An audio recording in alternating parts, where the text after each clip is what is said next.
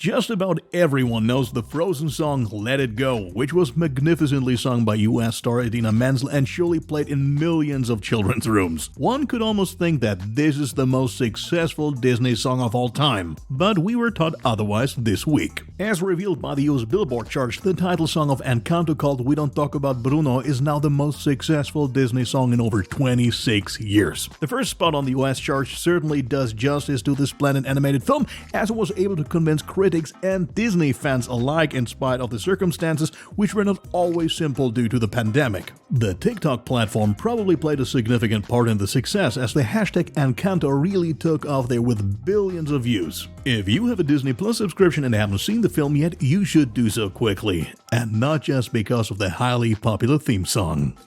We don't talk about Bruno, no, no, no. We don't talk about Bruno.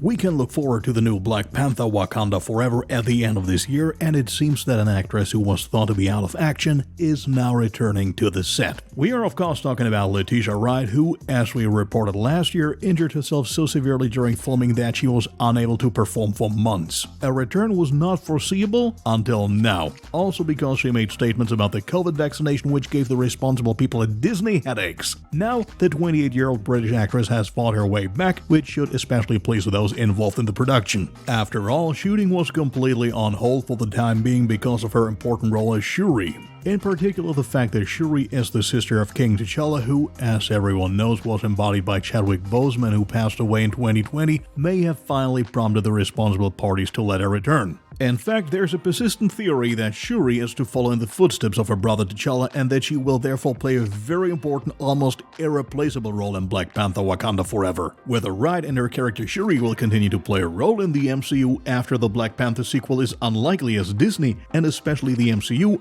are not known for tolerating divergent and controversial opinions in their ranks. For now, however, filming continues in Atlanta, and we're definitely excited to see Letitia Wright back for her role. Black Panther Wakanda Forever will be released in theaters on November 11th, 2022. Before the end of the year, we will be able to enjoy the new DC sequel Aquaman and the Lost Kingdom in theaters. On Instagram, director James Wan now shared a cheery picture from the last day of shooting, where he can be seen alongside Patrick Wilson and Jason Momoa on the beach in Malibu. The DC executives must have high hopes for the new Aquaman, because if you look at the past films like Birds of Prey or The Suicide Squad, they have either produced flops in the recent past or thrilled the masses with movies like Joker. In between, there was basically nothing, and to be honest, Joker is not really part of the DCEU and completely stands on its own. Aquaman from 2018, on the other hand, is the most successful DC film of all time, with box office takings of $1.1 billion, which of course has also to do with the extremely popular Jason Momoa. In addition to the obligatory words of thanks to the cast and crew in the Instagram post, Wan also emphasized that the movie still has a long way to go before it's truly ready for the big screen. In terms of content, Aquaman and the Lost Kingdom once again revolves around the titular superhero Arthur Curry,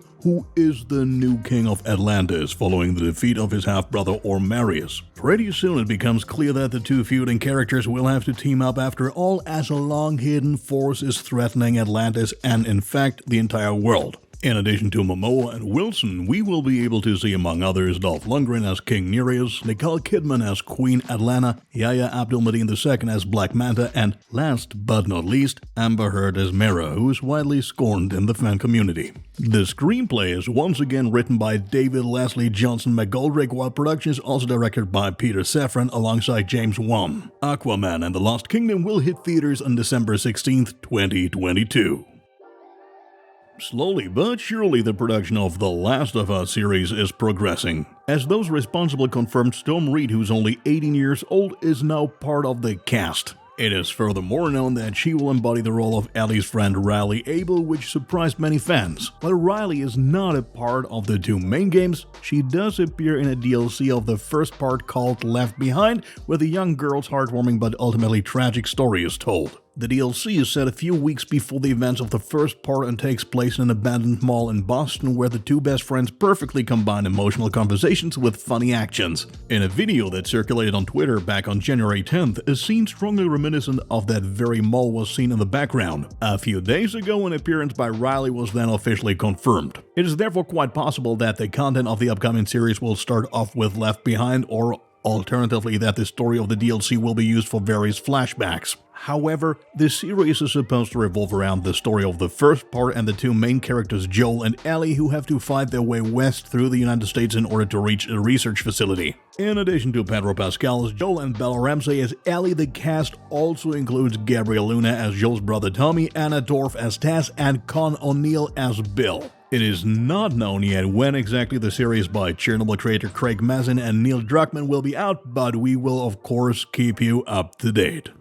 In November 2017, work on the Lord of the Rings series was officially announced, and this year we can at least watch the first season exclusively on Amazon Prime Video. All the better that in the meantime not only the official title, The Lord of the Rings of Power, is known, but also a first teaser was published. The just under 1 minute clip was unexpectedly released last Wednesday and caused great excitement due to the usual epic style. In terms of content, the series deals with the legendary Second Age of Middle-earth for the first time on screen. The story of the Rings of Power thus takes place thousands of years before the events of The Hobbit or Peter Jackson's The Lord of the Rings trilogy. Amazon says that the series begins in a time of peace, in which we will also get to see some old familiar characters such as Galadriel. The initial peace, however, should quickly turn around to the opposite because there's also mention of the long-feared return of evil, which should refer to none other than Sauron. A special treat for the eyes will also be the vast landscape of Middle-earth, which stretches from the darkest depth of the Misty Mountains to the majestic forests of Lindon and the breathtaking island kingdom of Numenor, as Amazon itself announced. However, some questions are still left unanswered. For instance, it is not clear whether the current canon will be kept or discarded. All this is to be found out later this summer because The Lord of the Rings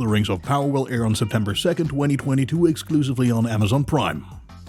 This year, not only The Batman will be released in theaters, its female counterpart, Batgirl, will also soon celebrate her premiere in the form of a new movie. The movie will be directed by Bad Boys for Life directors Adil Al-Arbi and Bilal Fallah, who will release the DC blockbuster on HBO Max. Despite the extremely prominent cast, which in addition to leading actress Leslie Grace as Batgirl also features stars like J.K. Simmons as her father James Gordon, Brandon Fraser as the villain Firefly, and Michael Keaton as Batman, it appears that a theatrical release is still unlikely. Filming is currently taking place in Glasgow, Scotland, where we were finally treated to a first image of Batgirl a few days ago.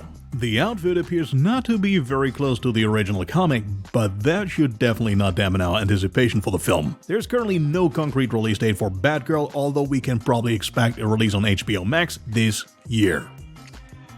Last November, Netflix delivered a big hit with the action comedy Red Notice. The lineup of Ryan Reynolds, Gal Gadot, and Dwayne Johnson won over viewers not only thanks to their fame, but also because of their shallow and rather mainstream action. In fact, the movie seems to be such a huge success that Netflix decided to go ahead with not only one, but two sequels, as reported by the US magazine Deadline. According to the report, Johnson will return as John Hartley, Reynolds as Nolan Booth, and Gadot as Sarah Black. The story about the most wanted criminals in the world and the cat-and-mouse game with the police will then probably be expanded to include some other big names, similar to what we know from the Ocean's film series, for example. Exactly how the plot will carry on is not yet clear, but we strongly assume that the story will continue in Paris, as Netflix confirmed the two sequels will be shot back-to-back, meaning all in one chunk. This year, however, it seems that there will be no filming because it is not scheduled to start before early 2023. The release is thus unfortunately not to be expected before the end of 2023. So, that's it with our news for this week. Of course, do not miss to have a look at the aforementioned teaser for the Lord of the Rings series on our channel. In addition, there's a new Moon Knight trailer. Check it out. Marvel fans are in for a treat.